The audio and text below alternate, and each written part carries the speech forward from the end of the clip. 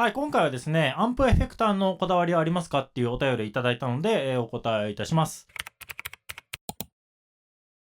まずね、アンプはね、極力使いません。外部環境に影響を受けにくい音作りをしたいので、なるべくラインアウトにしてます。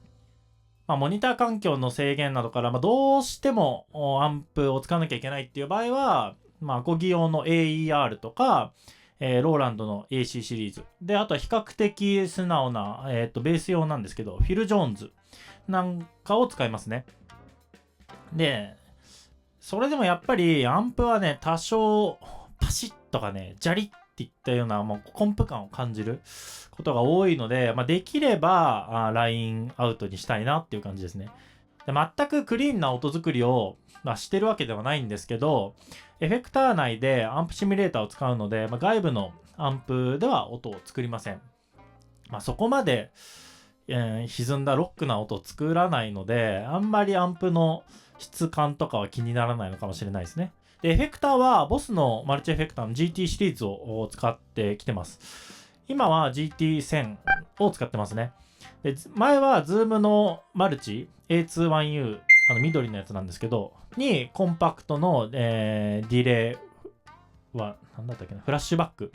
とか、赤い、リバーブの、ホールオブフェイムをつなげて使ってたこともあります。で、Zoom は機能的にね、結構制限があって、音作りあんまり細かく行えないのと、やっぱり踏み替えが1チャンネルずつ、1パッチずつしか行き来できないっていうので、ちょっと使ってないですね。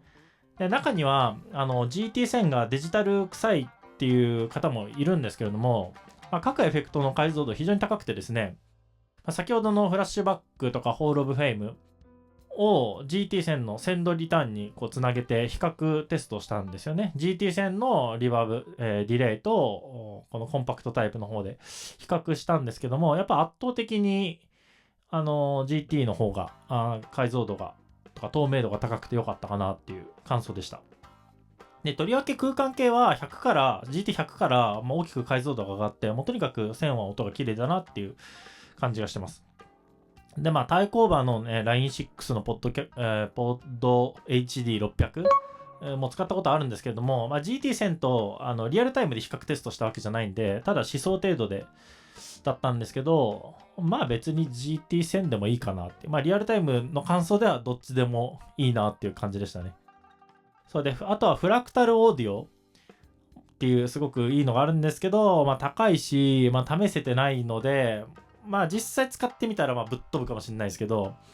今は GT1000 で困んないかなっていう感じですね。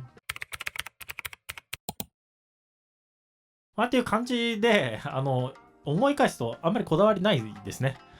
わりかしどんな環境でも、その中でのベストの設定を作るように、努めているので、新しいのが出て、比べてみてそっちが良ければ、ベストが更新されたらそっちに乗り換える、ような感じで来てます。そういう意味で言うと、今の GT1000 は現場でも困らないし、あとね、DAW、DTM の、僕ロジック使ってるんですけど、DAW の中で、エフェクトいろいろ使ってみたりして、やっぱそれでも GT1000 でもできないこと、困ることとか比較してもないので、もう今の GT1000 でラインアウトっていうのが僕の中でベストな環境設定かなと思ってます。じゃあ参考になれば。それでは。